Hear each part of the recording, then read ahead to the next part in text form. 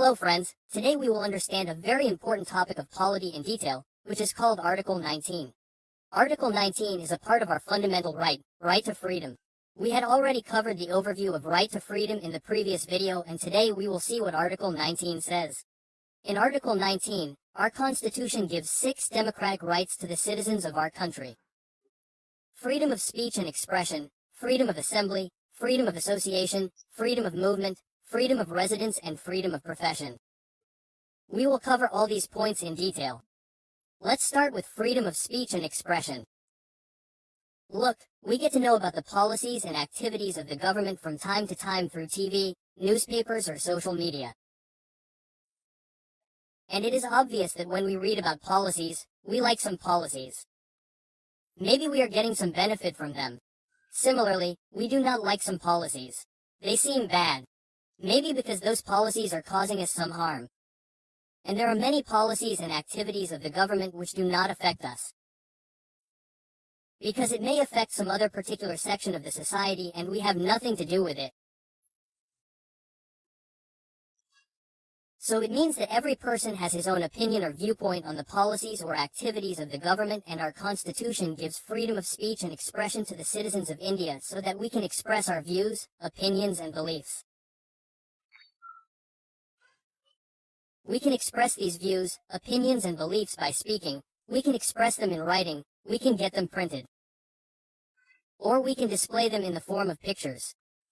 But the Indian Constitution gives us freedom of speech and expression up to a limit. Freedom of speech and expression is not allowed beyond that limit. Now let us see what that limit is. Look, you cannot attack India's sobriety and integrity with your speech and expression, nor can you compromise the security of the state. For example, suppose you start arguing that Kashmir is not a part of India. This would be an attack on India's sobriety and integrity, so you cannot do this. Apart from this, if you incite people to commit crime or create public discord with your inflammatory speeches, then also the state can take action against you. And yes, every citizen should not cross the limits of decency and morality while using his freedom of speech and expression. Using abusive language or trying to defame someone is not allowed under freedom of speech and expression. Apart from these points, there are some other grounds on the basis of which the state can impose reasonable restrictions if it wants. For example, if due to your speech and any way of expression, our country's relations with any foreign state deteriorate, then such speech and expression will also not be allowed. And at the same time, if you say some disrespectful things towards the courts, judges, or other court officials publicly, which lowers the dignity of the court, then this will be considered as content of the court. And that is why, if the state wants, it can impose reasonable restrictions on any of these grounds. So, from whatever we have understood till now, we have understood that the Constitution has given a very broad definition of freedom of speech and expression.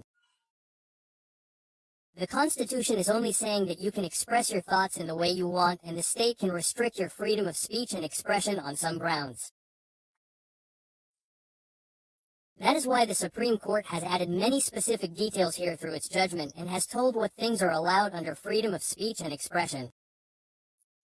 The Supreme Court has said that you can spread and propagate not only your own but also the viewpoints of others.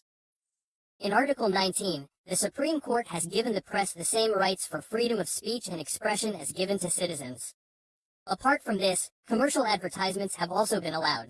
Regarding electronic media, it has been said that electronic media has the right to telecast. The Supreme Court also says that it is your right to know from the government about their activities and what work they are doing. You can also demonstrate. You can picket. But you cannot strike. That is, the right to strike is not our fundamental right. But the right to strike is a legal right. And the Supreme Court has told the government that you cannot get anyone's phone tapped. Pre-censorship cannot be imposed on newspapers. Pre-censorship is that before printing the newspaper, you have to get censorship from the government that everything in it is correct, and you cannot even control the electronic media. So this is Article 19's freedom of speech and expression. We will cover the remaining 5 points in the next video, i.e. Article 19 Part 2. If you like this video, then like it.